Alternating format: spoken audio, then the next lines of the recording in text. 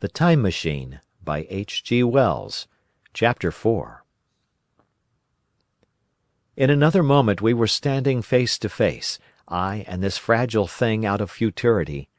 He came straight up to me and laughed into my eyes. The absence from his bearing of any sign of fear struck me at once. Then he turned to the two others who were following him and spoke to them in a strange and very sweet and liquid tongue. There were others coming, and presently a little group of perhaps 8 or 10 of these exquisite creatures were about me. One of them addressed me. It came into my head, oddly enough, that my voice was too harsh and deep for them, so I shook my head, and pointing to my ears, shook it again. He came a step forward, hesitated, and then touched my hand. Then I felt other soft little tentacles upon my back and shoulders. They wanted to make sure I was real. There was nothing in this at all alarming. Indeed, there was something in these pretty little people that inspired confidence, a graceful gentleness, a certain childlike ease. And besides, they looked so frail that I could fancy myself flinging the whole dozen of them about like ninepins. But I made a sudden motion to warn them when I saw their little pink hands feeling at the time machine. Happily then, when it was not too late, I thought of a danger I had hitherto forgotten, and reaching over the bars of the machine, I unscrewed the little levers that would set it in motion, and put these in my pocket. Then I turned again to see what I could do in the way of communication. And then, looking more nearly into their features, I saw some further peculiarities in their Dresden china type of prettiness. Their hair, which was uniformly curly, came to a sharp end at the neck and cheek. There was not the faintest suggestion of it on the face, and their ears were singularly minute. The mouths were small, with bright red, rather thin lips, and the little chins ran to a point. The eyes were large and mild, and, this may seem egotism on my part, I fancied even that there was a certain lack of the interest I might have expected in them.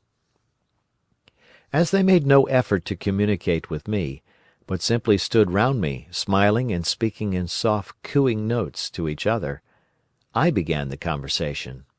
I pointed to the time machine and to myself. Then, hesitating for a moment how to express time, I pointed to the sun.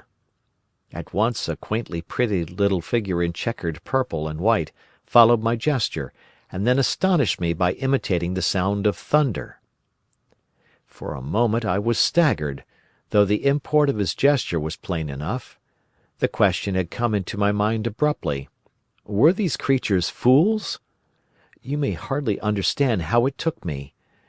You see, I had always anticipated that the people of the year 802,000 odd would be incredibly in front of us in knowledge, art, everything. Then one of them suddenly asked me a question that showed him to be on the intellectual level of one of our 5-year-old children. Asked me, in fact, if I had come from the sun in a thunderstorm. It let loose the judgment I had suspended upon their clothes, their frail light limbs and fragile features. A flow of disappointment rushed across my mind. For a moment I felt that I had built the time machine in vain. I nodded, pointed to the sun, and gave them such a vivid rendering of a thunderclap as startled them. They all withdrew a pace or so and bowed. Then came one laughing towards me, carrying a chain of beautiful flowers altogether new to me, and put it about my neck. The idea was received with melodious applause, and presently they were all running to and fro for flowers, and laughingly flinging them upon me until I was almost smothered with blossom. You who have never seen the like can scarcely imagine what delicate and wonderful flowers countless years of culture had created. Then someone suggested that their playthings should be exhibited in the nearest building, and so I was led past the Sphinx of white marble, which had seemed to watch me all the while with a smile at my astonishment, towards a vast grey edifice of fretted stone. As I went with them, the memory of my confident anticipations of a profoundly grave and intellectual posterity came with irresistible merriment to my mind. The building had a huge entry, and was altogether of colossal dimensions. I was naturally most occupied with the growing crowd of little people, and with the big open portals that yawned before me shadowy and mysterious. My general impression of the world I saw over their heads was a tangled waste of beautiful bushes and flowers, a long neglected and yet weedless garden. I saw a number of tall spikes of strange white flowers, measuring a foot perhaps across the spread of the waxen petals. They grew scattered, as if wild, among the variegated shrubs, but, as I say, I did not examine them closely at this time. The time machine was left deserted on the turf among the rhododendrons. The arch of the doorway was richly carved, but naturally I did not observe the carving very narrowly, though I fancied I saw suggestions of old Phoenician decorations as I passed through, and it struck me that they were very badly broken and weather-worn.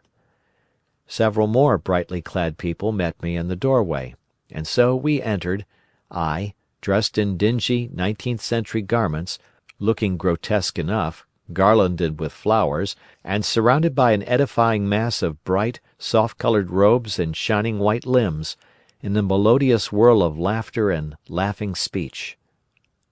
The big doorway opened into a proportionately great hall hung with brown. The roof was in shadow, and the windows, partially glazed with coloured glass and partially unglazed, admitted a tempered light. The floor was made up of huge blocks of some very hard white metal, not plates nor slabs, blocks, and it was so much worn, as I judged from the going to and fro of past generations, as to be deeply channelled along the more frequented ways. Transverse to the length were innumerable tables made of slabs of polished stone, raised perhaps a foot from the floor, and upon these were heaps of fruits. Some I recognised as a kind of hypertrophied raspberry and orange, but for the most part they were strange. Between the tables was scattered a great number of cushions. Upon these my conductors seated themselves, signing for me to do likewise. With a pretty absence of ceremony, they began to eat the fruit with their hands, flinging peel and stalks, and so forth, into the round openings in the sides of the tables. I was not loath to follow their example, for I felt thirsty and hungry. As I did so, I surveyed the hall at my leisure. And perhaps the thing that struck me most was its dilapidated look. The stained glass windows, which displayed only a geometrical pattern, were broken in many places, and the curtains that hung across the lower end were thick with dust. And it caught my eye that the corner of the marble table near me was fractured. Nevertheless, the general effect was extremely rich and picturesque. There were perhaps a couple of hundred people dining in the hall, and most of them, seated as near to me as they could come, were watching me with interest, their little eyes shining over the fruit they were eating. All were clad in the same soft and yet strong silky material. Fruit, by the by, was all their diet. These people of the remote future were strict vegetarians, and while I was with them, in spite of some carnal cravings, I had to be frugivorous also. Indeed, I found afterwards that horses, cattle, sheep, dogs, had followed the ichthyosaurus into extinction. But the fruits were very delightful. One, in particular, that seemed to be in season all the time I was there, a flowery thing in a three-sided husk, was especially good, and I made it my staple. At first I was puzzled by all these strange fruits, and by the strange flowers I saw, but later I began to perceive their import. However, I am telling you of my fruit dinner in the distant future now. So soon as my appetite was a little checked, I determined to make a resolute attempt to learn the speech of these new men of mine. Clearly that was the next thing to do. The fruit seemed a convenient thing to begin upon, and holding one of these up, I began a series of interrogative sounds and gestures. I had some considerable difficulty in conveying my meaning. At first my efforts met with a stare of surprise or inextinguishable laughter, but presently a fair-haired little creature seemed to grasp my intention and repeated a name. They had to chatter and explain the business at great length to each other, and my first attempts to make the exquisite little sounds of their language caused an immense amount of amusement. However, I felt like a schoolmaster amidst children, and persisted, and presently I had a score of noun substantives at least at my command, and then I got to demonstrative pronouns, and even the verb to eat. But it was slow work, and the little people soon tired and wanted to get away from my interrogations, so I determined, rather of necessity, to let them give their lessons in little doses when they felt inclined. And very little doses I found they were, before long, for I never met people more indolent or more easily fatigued. A queer thing I soon discovered about my little hosts, and that was their lack of interest. They would come to me with eager cries of astonishment, like children, but like children they would soon stop examining me and wander away after some other toy. The dinner and my conversational beginnings ended, I noted for the first time that almost all those who had surrounded me at first were gone. It is odd, too, how speedily I came to disregard these little people. I went out through the portal into the sunlit world again as soon as my hunger was satisfied.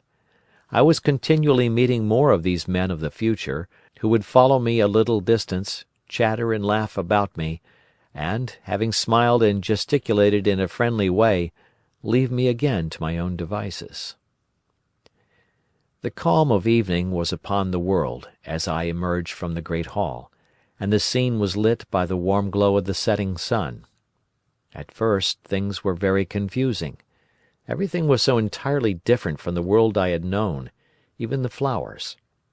The big building I had left was situated on the slope of a broad river valley, but the Thames had shifted perhaps a mile from its present position.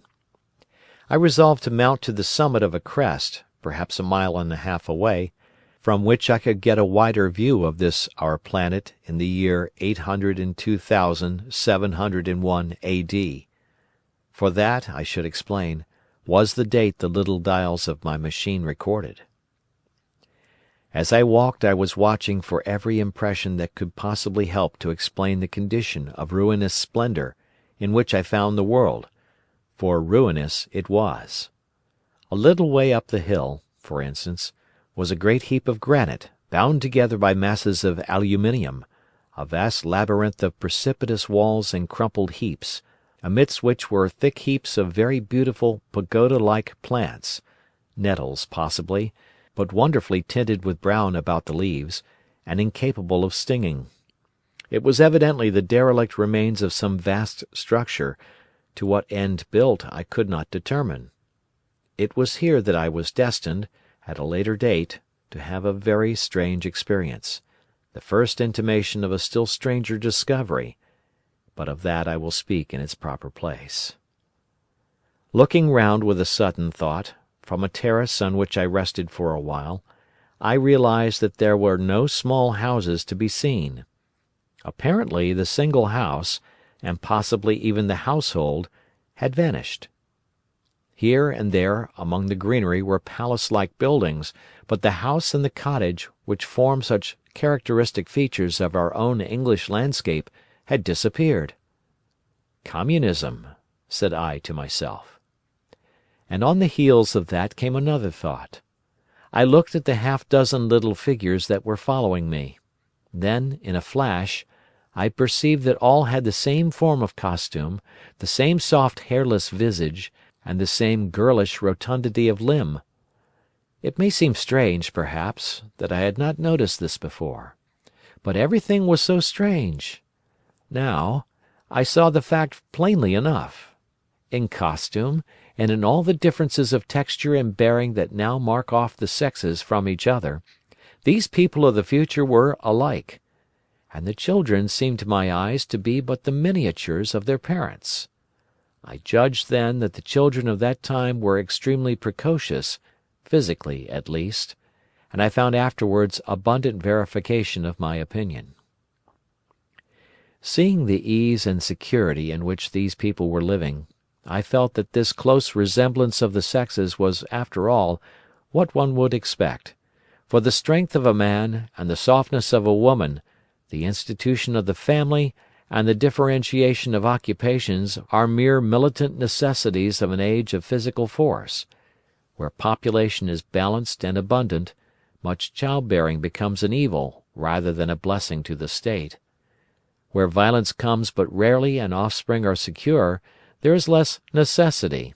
Indeed, there is no necessity for an efficient family, and the specialization of the sexes with reference to their children's needs disappears. We see some beginnings of this even in our own time, and in this future age it was complete. This, I must remind you, was my speculation at the time. Later, I was to appreciate how far it fell short of the reality. While I was musing upon these things, my attention was attracted by a pretty little structure, like a well under a cupola. I thought in a transitory way of the oddness of wells still existing, and then resumed the thread of my speculations. There were no large buildings towards the top of the hill, and as my walking powers were evidently miraculous, I was presently left alone for the first time. With a strange sense of freedom and adventure I pushed on up to the crest. There I found a seat of some yellow metal that I did not recognize, corroded in places with a kind of pinkish rust, and half smothered in soft moss, the armrests cast and filed into the resemblance of griffins' heads.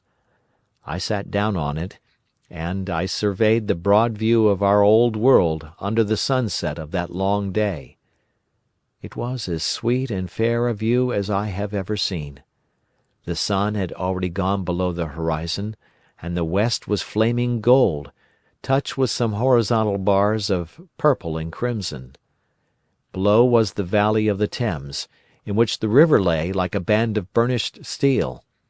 I have already spoken of the great palaces dotted about among the variegated greenery, some in ruins and some still occupied. Here and there rose a white or silvery figure in the waste garden of the earth, here and there came the sharp vertical line of some cupola or obelisk. There were no hedges, no signs of proprietary rights, no evidences of agriculture. The whole earth had become a garden. So watching, I began to put my interpretation upon the things I had seen, and as it shaped itself to me that evening, my interpretation was something in this way. Afterwards, I found I had got only a half-truth, or only a glimpse of one facet of the truth. It seemed to me that I had happened upon humanity upon the wane. The ruddy sunset set me thinking of the sunset of mankind. For the first time I began to realize an odd consequence of the social effort in which we are at present engaged. And yet, come to think, it is a logical consequence enough. Strength is the outcome of need. Security sets a premium on feebleness. The work of ameliorating the conditions of life, the true civilizing process that makes life more and more secure, had gone steadily on to a climax. One triumph of a united humanity over nature had followed another. Things that are now mere dreams had become projects deliberately put in hand and carried forward, and the harvest was what I saw. After all, the sanitation and the agriculture of today are still in the rudimentary stage. The science of our time has attacked but a little department of the field of human disease, but even so, it spreads its operations very steadily and persistently. Our agriculture and horticulture destroy a weed just here and there, and cultivate perhaps a score or so of wholesome plants, leaving the greater number to fight out a balance as they can. We improve our favourite plants and animals, and how few they are, gradually by selective breeding. Now a new and better peach, now a seedless grape, now a sweeter and larger flower, now a more convenient breed of cattle. We improve them gradually, because our ideals are vague and tentative, and our knowledge is very limited, Because nature, too, is shy and slow in our clumsy hands. Some day all of this will be better organized, and still better. That is the drift of the current in spite of the eddies. The whole world will be intelligent, educated, and cooperating. Things will move faster and faster towards the subjugation of nature. In the end, wisely and carefully we shall readjust the balance of animal and vegetable life to suit our human needs. This adjustment, I say, must have been done, and done well. Done indeed for all time, in the space of time across which my machine had leaped. The air was free from gnats, the earth from weeds or fungi. Everywhere were fruits and sweet and delightful flowers. Brilliant butterflies flew hither and thither. The ideal of preventive medicine was attained. Diseases had been stamped out. I saw no evidence of any contagious diseases during all my stay, and I shall have to tell you later that even the processes of putrefaction and decay had been profoundly affected by these changes. Social triumphs, too, had been effected. I saw mankind housed in splendid shelters, gloriously clothed, and as yet I had found them engaged in no toil. There were no signs of struggle, neither social nor economical struggle. The shop, the advertisement, traffic, all that commerce which constitutes the body of our world, was gone. It was natural on that golden evening that I should jump at the idea of a social paradise. The difficulty of increasing population had been met, I guessed, and population had ceased to increase. But with this change in condition comes inevitably adaptations to the change. What, unless biological science is a mass of errors, is the cause of human intelligence and vigor?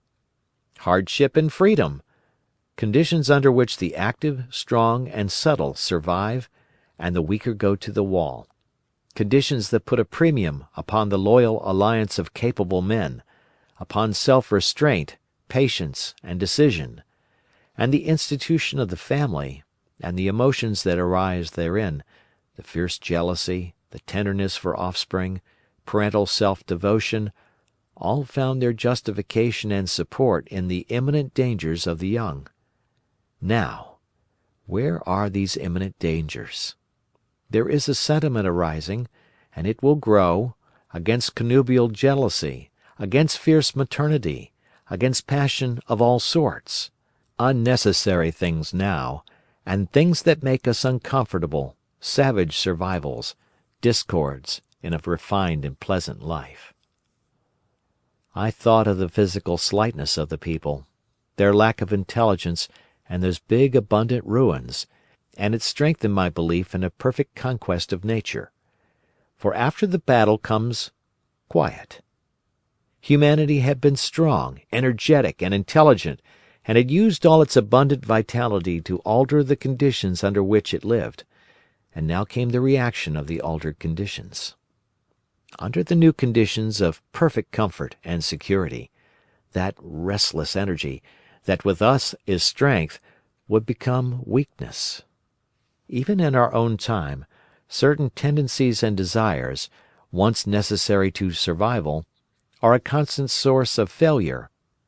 Physical courage and the love of battle, for instance, are no great help, may even be hindrances, to a civilized man.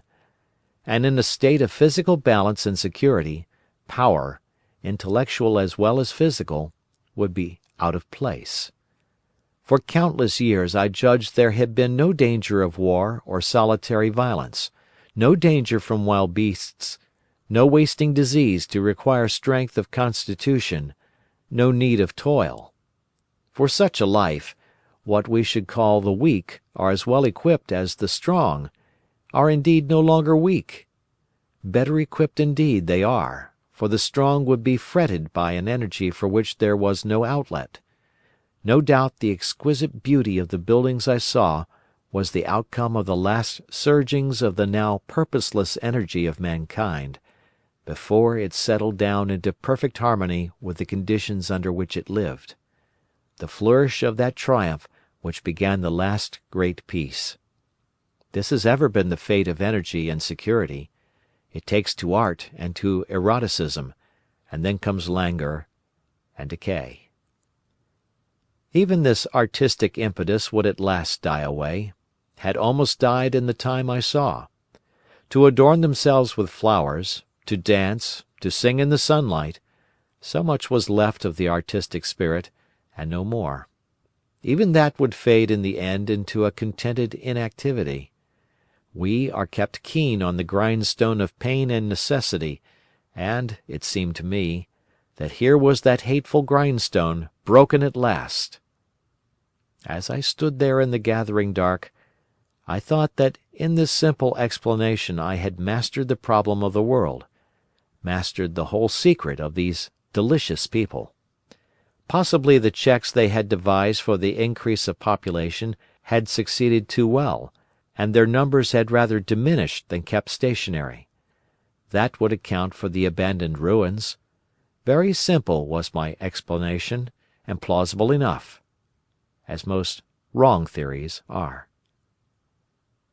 End of chapter.